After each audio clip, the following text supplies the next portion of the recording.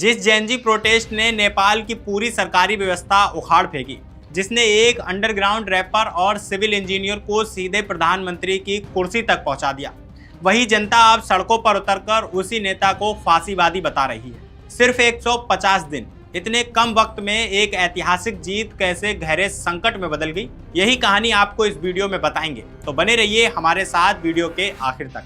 नमस्कार, मेरा नाम है फैसल और आप देख रहे हैं द हिंदी टॉप। बात शुरू होती है नेपाल के उस जेनजी रिवॉल्यूशन से, जिसने दशकों पुरानी सरकारी व्यवस्था को जड़ से हिला दिया था।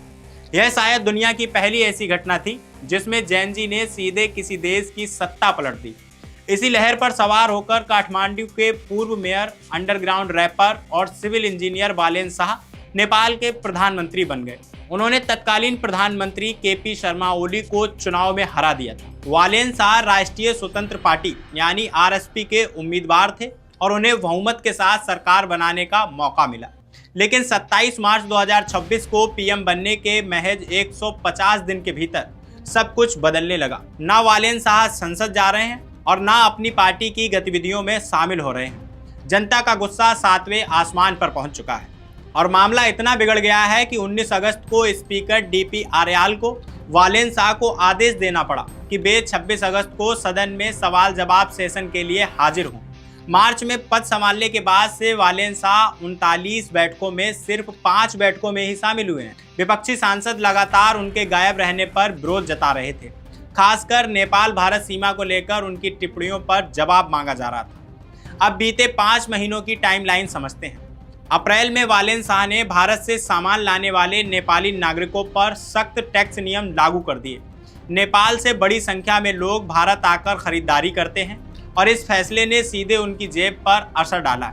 भारी विरोध हुआ और आखिरकार वालेन शाह को अपना आदेश वापस लेना पड़ा। मई के आखिर में मामला और बिगड़ा। पीएम बनने के बाद पहली बार संसद पहुंचे वालेन शाह ने काला पानी, लिपुलेख और लिम्पियाथुरा जैसे विवादित इलाकों पर बयान दे दिया। उन्होंने कहा कि भारत और नेपाल ने एक दूसरे की जगहों पर कब्जा किया है और यहाँ तक सुझाव दे दिया कि यूनाइटेड किंगडम जैसे भारी पक्ष भी औपनिवेशिक नक्शों को सुलझाने में मदद करेंगे। यह बयान कूटनीतिक रूप से बड़ी गलती साबित हुआ। भारत के साथ रिश्तों में खटास आई। वहीं नेपाल में विपक्ष और जनता ने आरोप लगाया कि वालेन इन इलाकों पर नेपाल के पुराने दावों से पीछे हट गए हैं। भारत ने भी किसी तीसरे पक्ष के दखल को साफ खारिज कर दिया। जून में एक और बड़ा झटका लगा। वालेन की अपनी पार्टी आरएसपी के चेयरमैन रवि लामिछाने भारत दौरे पर आए, जहां उन्हें नई दिल्ली में शानदार स्वागत मिला।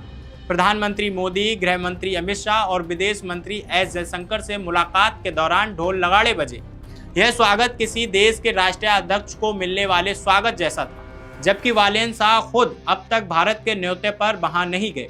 इससे साफ हुआ कि पार्टी के भीतर वालेन को लेकर मनमुटाव बढ़ रहा है। जुलाई में एक ऐसी घटना हुई जिसने वालेन शाह और उन्हीं जेनजी युवाओं के रिश्तों को तकरीबन खत्म कर दिया, जिन्होंने उन्हें सत्ता तक पहुंचाया था। एक राइड शेयर ड्राइवर का पुलिस के साथ पार्किंग फाइन को लेकर विवाद हुआ, जिसके बाद उसने खुद को आग लगा ली और उसकी मौत हो गई। इसके बाद 2 और लोगों ने आत्मदाह की कोशिश की। इन घटनाओं ने आम लोगों की दबी हुई नाराजगी बाहर निकाल दी। काठमांडू का मैतीघर इलाका, जो कभी वालेन शाह के समर्थन का केंद्र था, अब उन्हीं के खिलाफ प्रदर्शनों का गवाह बनने लगा।